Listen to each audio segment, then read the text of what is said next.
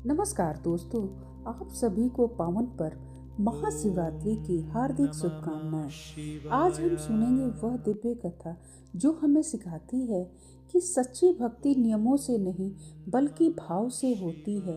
हिमालय की पवित्र गोद में स्थित दिव्य कैलाश पर्वत पर एक दिन माता पार्वती ने भगवान शिव से पूछा, हे प्रभु, ऐसा कौन सा सरल व्रत है जिससे सामान्य मनुष्य भी अपनी आपकी कृपा को प्राप्त कर सके। भगवान शिव मुस्कुराए और बोले, हे देवी, महाशिवरात्रि का व्रत सबसे श्रेष्ठ और कल्याणकारी है। मैं तुम्हें एक कथा सुनाता हूँ। एक शिकारी के जीवन की। पूर्व काल में चित्रभानु नामक एक शिकारी था। जानवरों की हत्या करके वह अपने परिवार को पालन पोषण करता था। वह एक साहूकार का कर्जदार था, लेकिन उसका ऋण समय पर न चुका सका।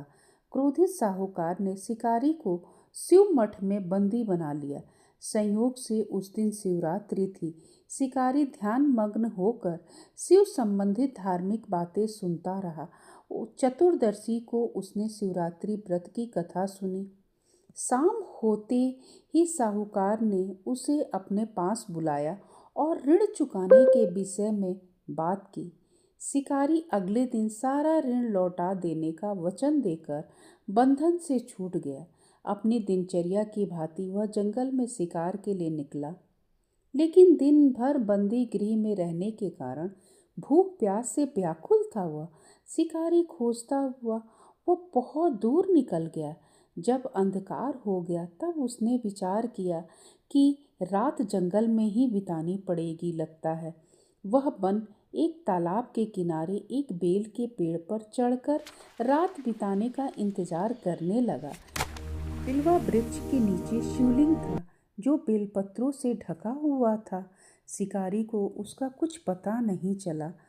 पड़ाव बनाते समय उसने जो टहनियाँ तोड़ी वो संयोग से शिवलिंग पर गिरती चली गई। इस प्रकार दिन भर भूखे प्यासे शिकारी का व्रत भी हो गया और शिवलिंग पर बेलपत्र भी चढ़ गए। एक पहर रात्रि बीत जाने पर एक गर्भणी हिरणी तालाब पर पानी पीने पहुंची। शिकारी ने धनुष पर तीर चढ़ाकर ज्यों ही प्रत्यंचा खींचा, हिरनी बोली, मैं गर्भिणी हूँ, शीघ्र ही प्रसव करूँगी। तुम एक साथ दो जीवों की हत्या करोगे जो ठीक नहीं है। मैं बच्चे को जन्म देकर शीघ्र ही तुम्हारे समक्ष प्रस्तुत हो जाऊंगी, तब मार लेना। शिकारी ने प्रत्यंचा ढीली कर दी और हिरनी जंगल झाड़ियों में लुप्त हो गई। प्रत्यंचा चढ़ाने तथा ढीला करते वक्त कुछ बेलपत्र अनायास ही टूटकर शिवलिंग पर गिर गए। इस प्रकार उससे अनजाने में ही प्रथम प्रहर का पूजा भी संपन्न हो गया। कुछ ही देर बाद एक और हिरणी उधर से निकली। शिकारी की प्रसन्नता का ठिकाना न रहा। समीप आने पर उसने धनुष पर बाण चढ़ाया।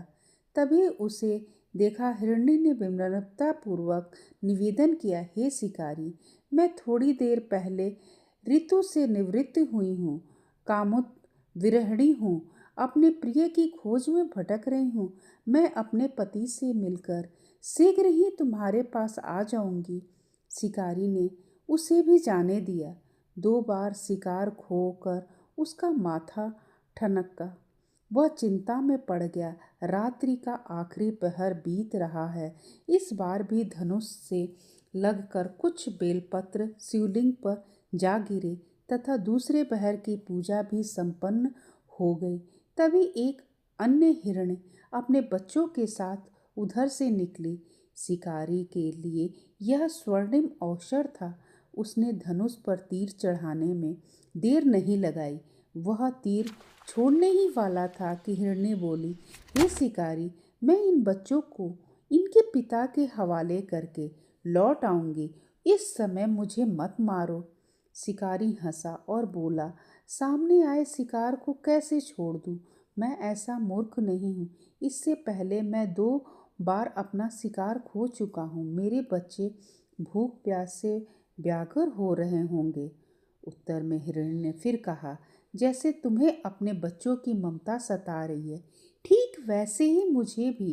हे शिकारी, मेरा विश्वास करो, मैं इन्हें इनके पिता के पास छोड़कर तुरंत लौटने की प्रतिज्ञा करती हूँ। हिरणी का दुख भरा स्वर सुनकर शिकारी को उस पर दया आ गई। उसने उस मृग को भी जाने दिया। शिकार के अभाव में तथा भूख प्यास से व्याकुल शिकारी अनजाने में ही बेल वृक्ष पर बैठकर बेलपत्र तोड़ तोड़ कर नीचे फेंकते जा रहा था।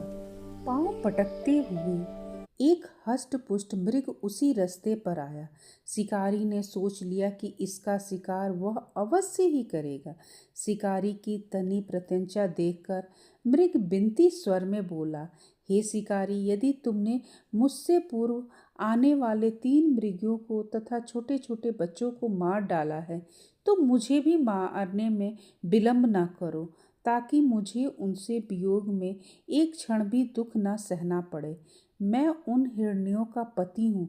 यदि तुमने उन्हें जीवन दान दिया है तो मुझे भी कुछ क्षण का जीवन देने की कृपा करो। मैं उनसे मिलकर तुम्हारे समक्ष उपस्थित हो जाऊंगा। मृग की बात सुनते ही शिकारी के सामने पूरी रात का घटना चक्र घूम गया। उसने सारी कथा मृग को सुना दी। तब मृग ने कहा, मेरी तीनों पत्नियां जिस प्रकार प्रतिज्ञाबद्ध होकर गई हैं, मेरी मृत्यु से अपने धर्म का पालन नहीं कर पाएंगी। अतः जैसे तुमने उन्हें विश्वास पात्र मानकर छोड़ा है, वैसे ही मुझे भी जाने दो।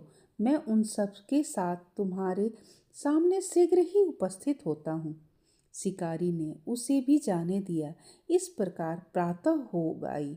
उपवास, रात्रि जागरण तथा शिवलिंग पर बेलपत्र चढ़ने से अनजाने में ही पर वह शिवरात्रि की पूजा पूर्ण हो गई। पर अनजाने में ही हुई पूजा का परिणाम उसे तत्काल मिला।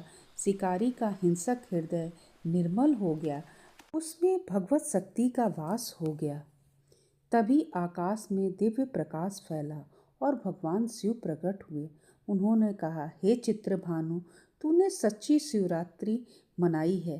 तूने उपवास किया, जागरण किया और दया किया। शिव ने उसे आशीर्वाद दिया और उसका नाम गुह रखा। आगे चलकर वही गुह भगवान राम का प्रिय मित्र बना। तो इस कथा से क्या हमें संदेश मिलती है? महाशिवरात्रि हमें सिखाती है, दया सबसे बड़ी पूजा है, भक्ति भाव में है और शिव करुणा के देव हैं। यदि एक शिकारी बदल सकता है तो हम क्यों नहीं बदल सकते हैं? आज से ही प्रण लें, हम क्रोध, अहंकार और हिंसा का त्याग करें। हर हर महादेव। अगर आपको यह वीडियो पसंद आई हो तो चैनल को लाइक करिए, शेयर करिए, सब्सक्राइब करिए। धन्यवाद।